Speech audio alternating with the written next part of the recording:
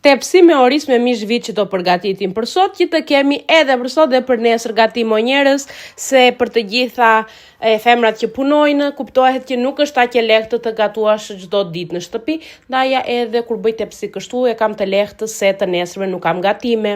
Siç mund të shikoni, hodha shumë qepë tek mishi, është mish viçi, mund ta përgatitni me çfarë mishi të doni. Se qepa është ajo që i jep shije të mirë orizit edhe bën ashtu të shkrifët në tepsi. Unë i hodha dhe karotë, nga këto erzat i hodha tarmerik, piper të zi edhe kripë. Unë nuk i hedh salcë domate, nuk na pëlqen me domate. Nëse juve ju pëlqen, mund t'i hidhni ose domate të freskët ose mund t'i hidhni konkase, çfarë të doni juve.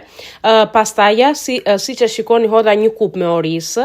Unë tani e bëj me sy orizin në tepsi, do me thënë lëngun që i hedh brenda, lëngun e mishit, edhe orizi ishte një kup e madhe, mund të themë. Tani, siç shikoni, e vedosha në furrë, pasi e kisha zier mishin në tenxhere presioni, se mishi do kuptohet një çik më shumë se orizi. Edhe tani është gati, pas ndonjë ore do ta shikoni. Varet edhe nga furra juaj, do ta shikoni kur të piqet edhe të pi të gjithë lëngun, orizit dhe të bëhet kështu si ta themi krokant, edhe del perfekt.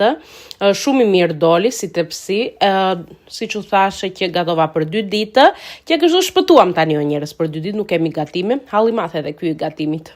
Të kaloni një ditë të bukur, ciao.